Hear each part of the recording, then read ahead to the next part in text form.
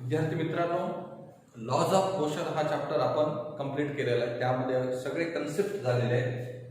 Lodge of motion मध्ये सुरुवातीला आपण मोशन कशी ओळखायची, दिलेली वस्तू मोशन मध्ये आहे की नाही, मोशन इज रिलेटिव्ह कन्सेप्ट काय आहे हे पाहिलं.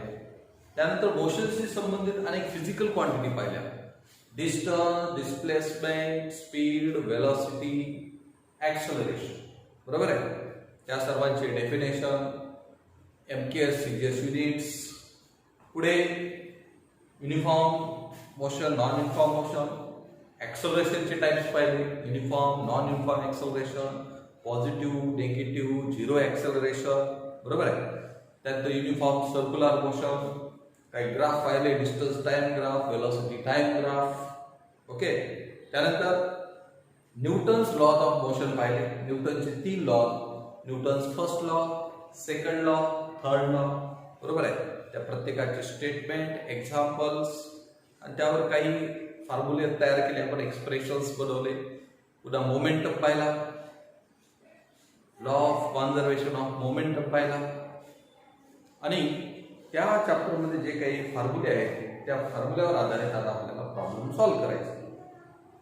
तर कुठलाही प्रॉब्लेम सॉल्व्ह करण्या अगोदर प्रॉब्लेम पूर्ण वाचायचा. पूर्ण वाचल्यामुळे आपल्याला गिवन काय दिलेलं आहे हे लक्षात येते. गिवन डाटा म्हणतो त्याला आपण. आणि काय काढायचं आहे, कोणती फिजिकल क्वांटिटी काढायची आहे, कोणाची व्हॅल्यू काढायची आहे हे माहीत पाहिजे. जर तुम्हाला गिवन डाटाच माहीत नाही, काय व्हॅल्यू काढायचे ते माहीत नाही, प्रॉब्लेम सॉल्व्ह करता येणार नाही. म्हणून पहिले प्रॉब्लेम पूर्ण वाचा. काय काय व्हॅल्यू दिल्यात ते गिवन डाटामध्ये, त्याला हाफ मार्क असतो गिवन डाटाला. पुन्हा कोणती फिजिकल क्वांटिटी काढायची त्याचा फॉर्म्युला ठेवा, त्याला हाफ मार्क असतो फॉर्म्युल्याला. फॉर्म्युला ठेवल्यानंतर व्हॅल्यूज ठेवा, कॅल्क्युलेशन करा, त्याला हाफ मार्क असतो. शेवटी युनिट वापरा, त्याला हाफ मार्क असतो. असा टोटल प्रॉब्लेम 2 मार्काचा असतो. गिवन डाटाला हाफ मार्क, फॉर्म्युल्याला हाफ मार्क, कॅल्क्युलेशनला हाफ मार्क आणि फायनली युनिटला हाफ मार्क. ओके. तर आपण प्रॉब्लेमला स्टार्ट करूया. Page number 60. काही सॉल्व्ह प्रॉब्लेम झालेले शिकवत असताना हे 1-2 सॉल्व्ह प्रॉब्लेम घेऊया. पुन्हा एक्झरसाइज मध्ये प्रॉब्लेम घेऊया. पेज नंबर 16 वर बघा.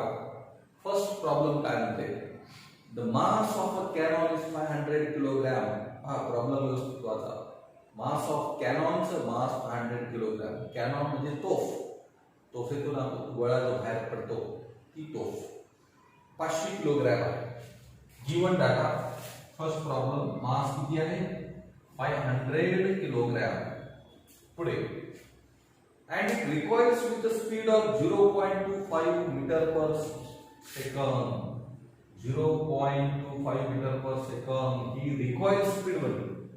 तोफेतून गोळा बाहेर पडल्यानंतर तोफ मागे झटका मारते, त्या स्पीडला रिक्वायर्ड स्पीड म्हणतात. तर तोफ किती कोणत्या स्पीडनं मागे झटका मारली, 0.25 स्पीड दिली म्हणजेच वेलोसिटी. पुढे what is the momentum of the cannon. कॅनॉनचा मोमेंटम काढा.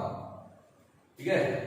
मोमेंटमचा फॉर्म्युला आहे P = m × v. P = m × v, मास × वेलोसिटी. ओके. सिंपल प्रॉब्लेम आहे. 500 × 0.25. ओके. हा 25 ने 5 ला मल्टिप्लाय करा. 125 आणि त्यामध्ये 2.0 मध्ये कॅन्सल, 2 झिरो घ्या तर 2 झिरो पॉइंट. तर पॉइंट किती आहे, 2 अंकाने, 2 अंकाने पॉइंट. युनिट काय, 125 किलोग्रॅम × मीटर पर सेकंद. हे मोमेंटमचं युनिट आहे, kilogram × metre per second. Okay. अशा पद्धतीने कॅल्क्युलेशन करायचं. गिवन डाटा, त्यानंतर फॉर्म्युल्याला हाफ मार्क, डाटाला हाफ मार्क, कॅल्क्युलेशनला हाफ मार्क, युनिटला हाफ मार्क, असा टोटल 2 मार्क. तर कुठलाही प्रॉब्लेम सोपा नसतो. पहिल्यांदा व्यवस्थित पूर्ण वाचायचा, गिवन डाटा घ्यायचा. काय दिले हे माहित नसेल तर प्रॉब्लेम येणार नाही. काय व्हॅल्यू काढायचे ते माहित पाहिजे, त्याचा फॉर्म्युला माहित पाहिजे, कॅल्क्युलेशन आले पाहिजे. काही जणांना साधे मल्टिप्लिकेशन येत नाही, पॉइंटचे असतील तर ते जमत नाही. त्यामुळं अवघड जात आणि युनिटचा वापर करायचा. कुठलाही प्रॉब्लेम सोपा नसतो, कारण प्रॉब्लेम इज प्रॉब्लेम, नावच आहे प्रॉब्लेमचं. Problem is problem. कुठलाही प्रॉब्लेम सोपा नसतो, त्याचं सोल्युशन सोपं येत नाही. आलं लक्षात? सो नेक्स्ट प्रॉब्लेम घेऊया. जे फॉर्म्युले होत आहे बघा ते वहीमध्ये लिहून घ्यायचे. सेकंड, थोडा मोठा प्रॉब्लेम आहे. Second, two balls have masses 50 gram and 100 gram. दोन बॉल आहेत, एक 50 ग्रॅम आणि 100 gram, and they are moving along the same line in the same direction. दोन्ही सेम लाईन चालले. समजा हे दोन बॉल आहेत, हा आणि हा, दोन्ही सेम डायरेक्शन चालले. पहिला याला फर्स्ट म्हणू आणि याला सेकंड म्हणू. ओके, तर फर्स्ट बॉलचं जे मास आहे, मास ऑफ फर्स्ट बॉल, त्याला आपण m1 म्हणूया आणि त्याचं मास किती आहे? 50 ग्रॅम. समजा हा 50 ग्रॅम. दुसरा आहे मास ऑफ सेकंड बॉल, त्याला घेऊया m2, त्याचं मास दिलंय 100 ग्रॅम. ओके, पुढे moving along the same line in the same direction, दोन्ही सेम डायरेक्शन चालले. its velocity is 3 meter per second and 1.5 meter per second. याची एकाची पहिल्याची वेलोसिटी 3 आहे, दुसऱ्याची 1. म्हणून सुरुवातीच्या वेलोसिटीला आपण इनिशियल वेलोसिटी म्हणतो, कारण या दोघांची कोलिजन होणार आहे. कोलिजन होण्या अगोदरच्या वेलोसिटीला initial velocity. Initial velocity of first ball. First ball असल्यामुळे इनिशियल वेलोसिटीला u घेतो. फर्स्ट बॉल असल्यामुळे आपण काय घेतो? u1 घेऊ. कितीची आहे? त्याची 3 ची स्पीड आहे, 3. दुसऱ्या बॉलची घेऊया. Initial velocity of second ball. Second ball, त्या इनिशियल वेलोसिटी u2 घेऊया. त्याची आहे 1.5 मीटर पर सेकंड रेस्पेक्टिव्हली. ओके, पुढे ते कोलाइड किती बघा, हा 3 च्या स्पीडने चालला, हा 1.5 च्या. हा काय होईल? पुढे जाऊन त्याला धडक मारेल.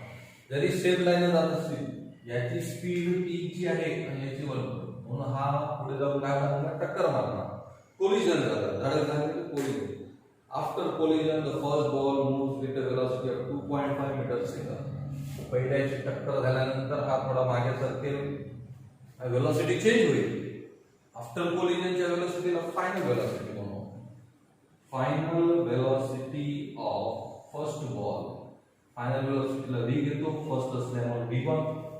कितीच्या स्पीडने गेलाय तो? 2.5 मीटर पर सेकंड. पुढे calculate the velocity of other ball after collision. दुसऱ्या बॉलची वेलोसिटी काढा, म्हणजे final velocity. Final velocity of second ball, त्याला v2 म्हणूया. ओके, तर हा कोलिजनचा प्रॉब्लेम आहे. कोलिजन मध्ये आपण फॉर्म्युला पाहिलेला आहे. So according to law of conservation, formula काय म्हणते? m1 u1 plus m2 u2 equal to m1 v1 plus m2 v2. हा त्याचा फॉर्म्युला आहे, लक्षात घ्या. कारण लॉ ऑफ कॉन्झर्वेशन काय म्हणते? Total momentum before collision is equal to the total momentum after collision. Okay, तर हा प्रॉब्लेम सॉल्व्ह करण्या अगोदर पहिल्यांदा युनिट्स बघा सगळे. मास हे ग्रॅम मध्ये दिलंय, इकडं स्पीड वेलोसिटी दिली मीटर पर सेकंड. हे एमकेएस मध्ये आणि सीएस मध्ये. तर आपण काय करूया? एमकेएस मध्ये घेऊया सगळे युनिट. ग्रॅम या किलोग्रॅम मध्ये. 1 किलोग्रॅम म्हणजे 1000 ग्रॅम. 1 kilogram means 1000 gram. म्हणून 50 ला 1000 ने डिवाइड करावं लागेल. ओके, 0 कॅन्सल, 0 2 आहे, वरी 2 संख्येला पॉइंट आहे, 0.05 किलोग्रॅम. तसेच 100 ला करून घ्या. 100 डिवाइडेड बाय 1000, 2 0 कॅन्सल, 1 ला 10 ने भाग द्या, 0.1 किलोग्रॅम. ओके, चला व्हॅल्यू ठेवूया. M1 U1 पहिल्याचं मास काय आहे 0.05 इंटू U1 किती आहे 3 ब्रॅकेट करू आपण प्लस M2 सेकंडचा मास आहे 0.1 त्याची इनिशियल वेलोसिटी किती आहे U2 1.5 त्याला ब्रॅकेट करू इक्वल M1 ह्या पुन्हा 0.05 इंटू V1 किती आहे final velocity 2.5 plus M2 V2 M2 किती आहे 0.1 इंटू V2 आपल्याला काढायचा आहे ओके चला मल्टिप्लिकेशन करूया आधी 5 मध्ये 3 करा 15 होता आणि 2 ने पॉइंट द्या 1 2 0.15 15 इंटू 1 करा 15 येईल याला सुद्धा पॉइंट याचा एक पॉइंट याचा एक पॉइंट दोन पॉइंट येईल 1 1 ओके सोपं जाईल हा कॅल्क्युलेशन करण्याच्या वेगवेगळ्या पद्धती असतात तुमच्या पद्धतीने कॅल्क्युलेशन करा बरोबर आले पाहिजे हा प्रत्येकाची पद्धत वेगळी राहू शकते 0.05 इंटू 2.5 म्हणजे 25 धरायला आणि 5 25 इंटू 5 125 पॉइंट घ्या याचा एक पॉइंट घ्यायचे दोन 1 2 3 पॉइंट द्यायचा 0.15 प्लस हे तसंच ठेवा 0.1 इंटू V2 चला या दोघांची ऍडिशन करूया आपण प्रॉब्लेम इकडे सॉल्व्ह करतो 0.15 काय होता 0.30 होता 0.125 प्लस 0.1 इंटू V2 याला ब्रॅकेट करूया तर या ठिकाणी ऍडिशन करसाल ऍडिशन होणार नाही कारण हा इथे मल्टिप्लाय मध्ये आहे लक्षात ठेवा हा प्लस मधला इकडे मायनस मध्ये तो सबट्रॅक्शन मध्ये जातो 0.30 minus 0.125 equal to 0.1 into V2 0.30 म्हणजे त्याला अजून एक 0 घेऊ शकतो पॉइंट नंतर त्यामधून 0.125 सबट्रॅक्ट करा 5 9 मधून 2 7 इथे 2 राहणार 2 मधून 1 0.175 equal to 0.1 into V2 okay पुढे 0.1 मल्टिप्लाय मधला इकडे डिवाइड होईल V2 बरोबर काय सांगा 0.175 डिवाइडेड बाय 0.5 दोघांचे पॉइंट एक एक न कमी करा 1.75 मीटर पर सेकंद तर सेकंड बॉल जो आहे कितीच्या स्पीड न जाईल टक्कर मारल्यानंतर ह्या स्पीड न तो फेकला जाईल अशा पद्धतीने जेव्हा दोन वस्तू एकमेकाला टक्कर मारतात कोलाइड होतात तेव्हा हा फॉर्म्युला ठेवायचा M1 U1 plus M2 U2 equal to M1 V1 plus M2 V2 okay solve problem झाले आता एक्सरसाइज कडे जाऊया आपण पेज नंबर 17 बघा complete the following question number 3 घेऊया complete the following table question number 3 exercise मध्ये आहे that depends upon Newton's laws of motion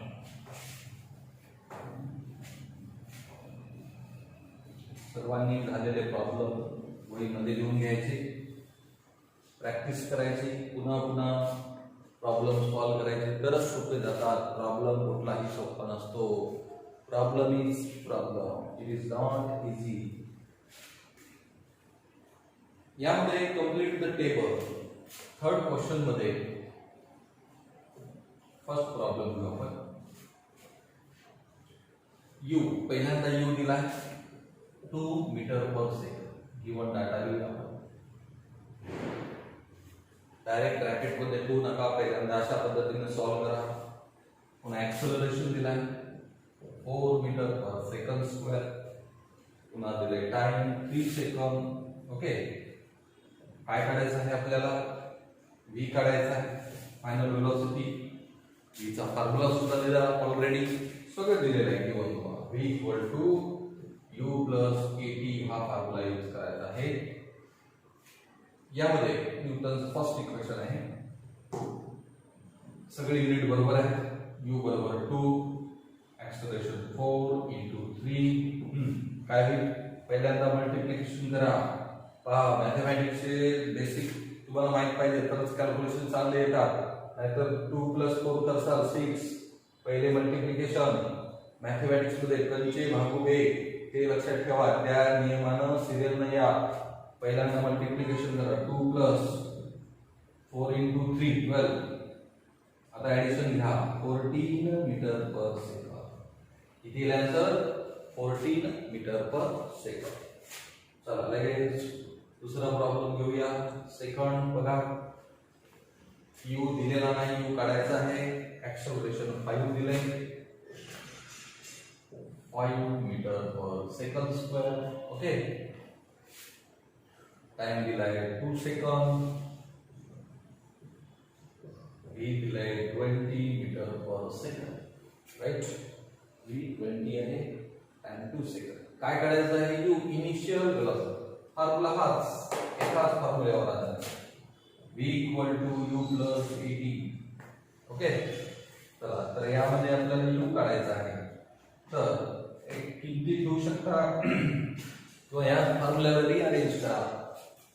+80 करा -80. v - 80 = u किंवा u = v - 80 असा फॉर्म्युला तयार करता येते.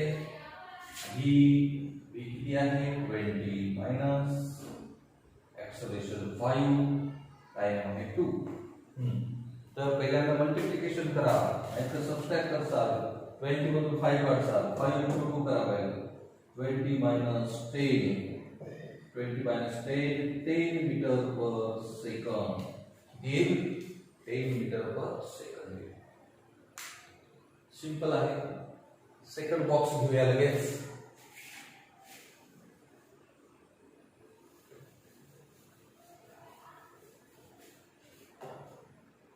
त्यामध्ये फर्स्ट प्रॉब्लेम u दिलाय